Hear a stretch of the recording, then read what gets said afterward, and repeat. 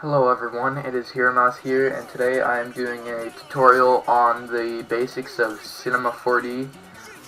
This is for beginners and people that have never used Cinema 4D before. This is R13, the brand new version.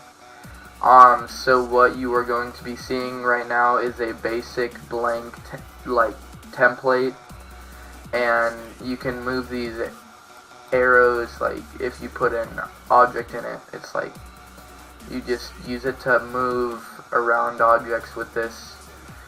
A couple things that are like the basics that I'm gonna show you first. Right here is where all the objects are. You go over here, you click it, and it gives you a cube.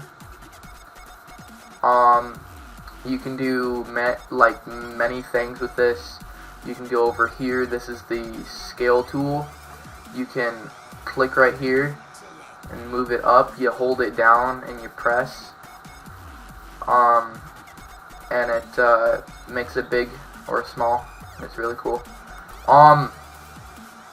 You can add lights by going over to this light bulb icon here, and you just add in different lights and whatnot. Lights are kind of advanced, that's what I would say. So for beginners, I wouldn't try putting your own lights in. I mean, you can if you really want to, but I would go and look up Cinema 4D light rooms, because that's the best thing to do, since they are already pre-made like project files that have good lighting in them, so you don't have to do it yourself. But when you actually like learn a bit about like proper Cinema 4D lighting, you can get into that. So here's a cone. Same basic thing. You can resize it, do everything you want. How I create my shattering text effect and how I just like make text in like general is, you can go to character. No, wait, not character. I meant MoGraph, and then you go to Mo Text, and it creates just a plain text for you, and you can change it, type whatever you want, like just type tut, and then you can go over here to caps. You can add a fillet cap, and what that does is it adds, like, if any of you are familiar with like Photoshop, it would give like the bevel effect. So it would be like this. You just render it out and it gives off that kind of effect, like, let's get a different perspective on it. But yeah, you go over and you click this and you hold it to move the window around the view, and then this, you click and hold this, it moves in and out, zooms in, zooms out. So if you render it from this kind of perspective, it just looks like it has bevel. You can go, and how you change fonts and all that is, you go to font here and you just click this. It'll take a while because I have a lot of fonts. Gotta wait for it here. My computer's really slow when it comes to loading up all this.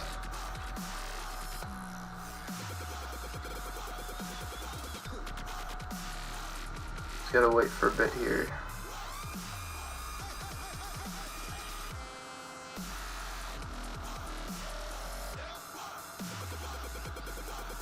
Okay, so here's all my fonts. Let's say, for instance, I use, let's say, Bada Boom. That's a nice one. I like this font a lot. You can take this. What you do is you take that, you go to MoGraph for the like shattering text effect. You click fracture, and you click this. You click and hold and drag, and you drag it onto fracture until you see a down arrow. You let go, and then that makes it a so-called child of the fracture effect.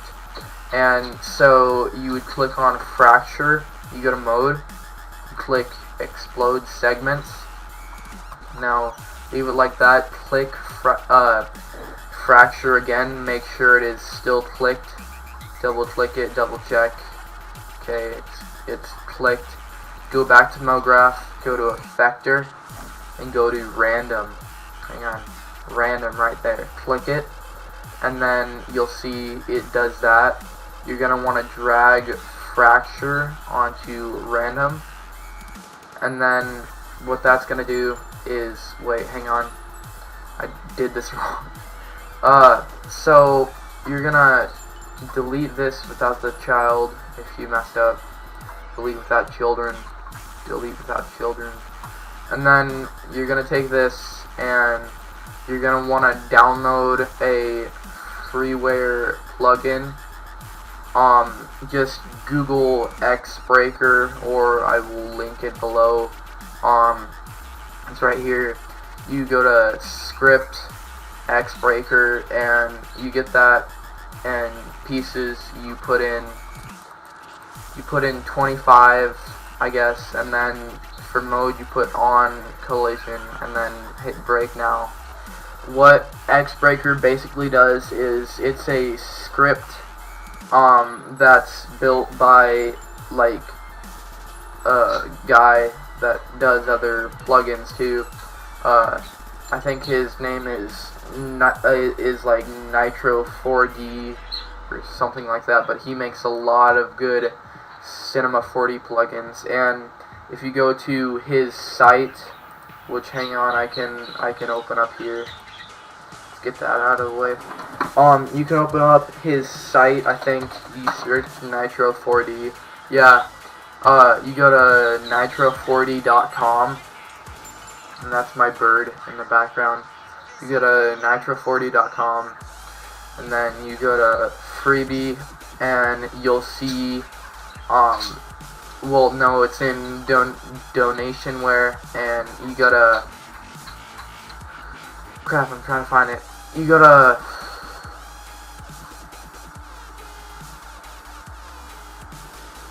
hang on, I think he got rid of it, I'm not sure. Yeah, I think he got rid of it, but you can just search it on like YouTube or whatever you want. It's Xbreaker.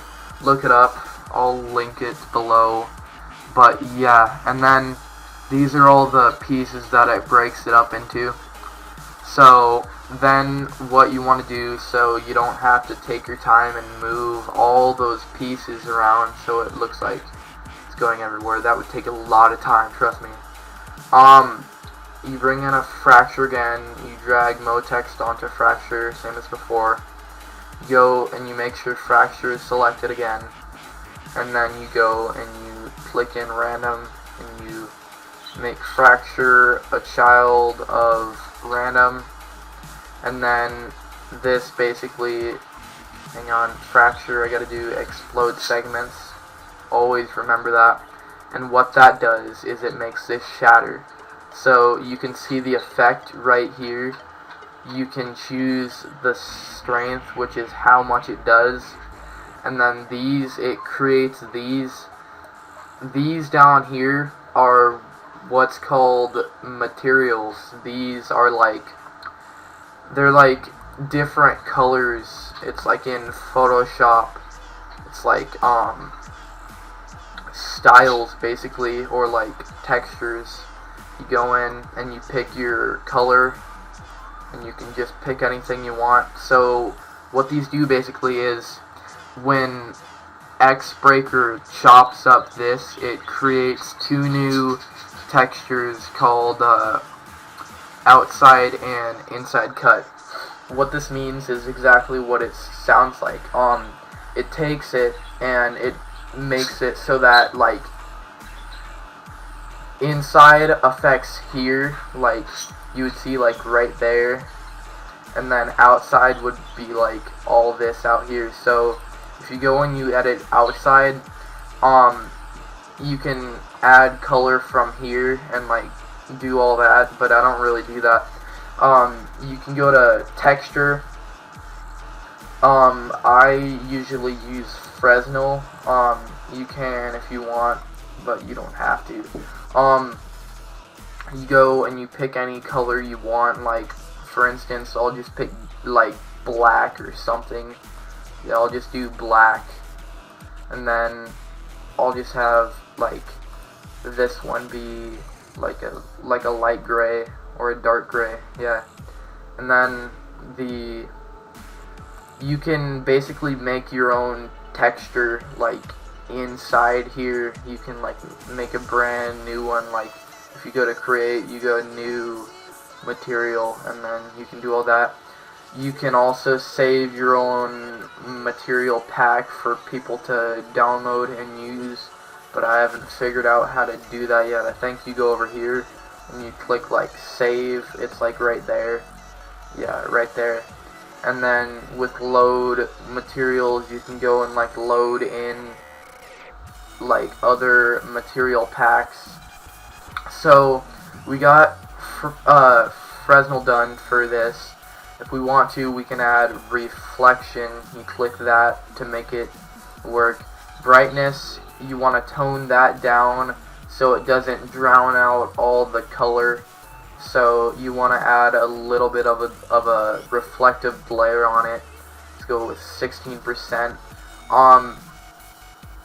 If you want to, you can add glow, but it's not really like, it doesn't look, it looks really basic, it looks really noobish, as I would say.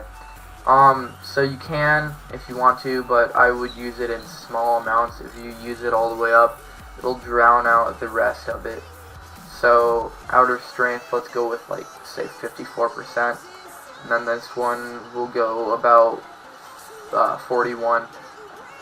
So that gives it a bit of a glow. My phone was ringing. You would go to, and then yeah, so the glow, you wouldn't have to really pick a color necessarily. And then inside, this is where it cracked. You'll get to see all the inside. So then you pick your colors again. I'm just gonna go with like lime yellow, and then a like nice green to make it really cool. Yeah, like that. And you add reflection onto it again. Turn the brightness down. Make it about the same. And we'll check this out. And then it makes a really cool effect like that. It's not always gonna look like this. Like the detail's not always gonna look like this. I use pre-made Lightrooms mostly, but you don't have to. You can go and search for light kits on the internet. Like I go and let's say the best light kit out right now is one made by Grayscale Gorilla. He's a guy that makes a bunch of things for Cinema 4D2 along with Nitro 4D. So if you go to Window, you can just search up Grayscale Gorilla Light Kit on like Google. You can get it for free, I guess, off of like YouTube. That's where I got mine. You go to content browser, and then basically I just rely on plugins made by like different people. I don't really make my Lightrooms and everything myself, but I do make the text and the shattering and all that. I don't really model things, but I've been trying to learn how to. So once you have Grayscale Gorilla, you just click the folder, and then you got all these. You can do overhead softbox, which gives it that effect. You can do a ring light. I haven't messed around with those that much yet, but it's like a ring of lights, obviously, that goes around the whole object, and it, yeah. Skylight, I haven't messed with that yet. Softbox and overhead softbox are the ones I like. So what you would do is you would go and do softbox, I guess, and then you would bring that in, and it's lagging here. You would bring that in, and then see it like makes like a big light right in front of it. You can move it like around. You click softbox move. You can move it back and forth to give it more light. I would recommend moving it about like that close and then coming back here. Then if we look at it again, if we render it out.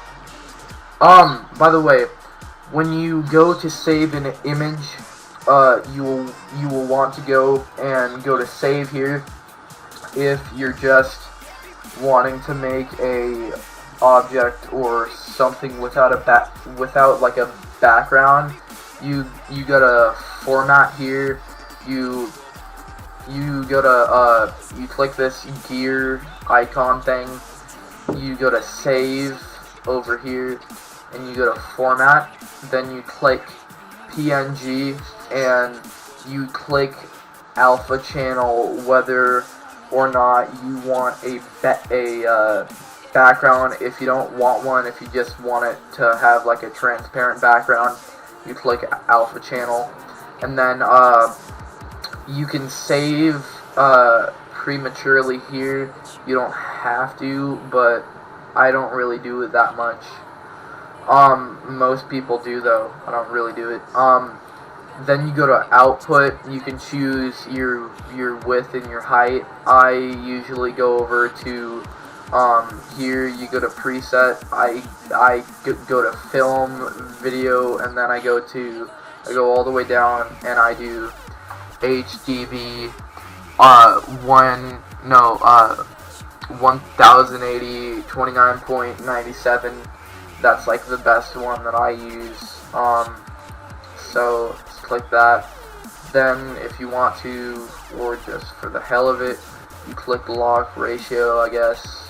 You can uncheck it anytime you want. I haven't really messed with any other effects here because I'm afraid it would mess up on me.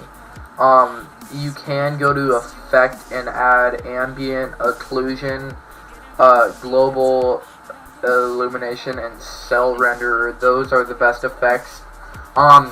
Cell renderer gives off like it basically makes it a grid. It turns the whole object and the material that it's made out of into like a grid thing. Global illumination, it makes the shadows better. Ambient occlusion, I think it makes the shading better. I'm not sure, but let's just go and add both of these. You're gonna always want to have these. So this is just a pre-made project file by me that I'm making right now, and then once you're satisfied or you want to preview your image, you go to this movie clip thing right here, and you click it, and then what it does is it renders out your image for the preview. I'm going to pause it right here, and then I'm going to come back when it's done. Okay, so it is done doing the preview, and it looks pretty good. We could turn down the glow a bit, but I don't really see it as a problem. once you're done, you can go over here, you click this, it finalizes the image and it renders it out. It could take a long time depending on like the size of it. Like, it'll take a long time right now. It goes through like a 4 stages, I think, of it processes over it, and it like does the whole thing, I guess I would say. I'm not that smart when it comes to what it does. Then when it's done, you go to save as PNG, you make sure all this is on, and then you press OK. Then it prompts the file browser and where to save it. If you want to save the project file, you go to save as, and then you save it there. So yeah, that's basically all I have to say, really. So I know this was a long video, but it would really help if you would support me, like subbing, commenting, and liking. That would really help a lot. So I guess hear a mouse out.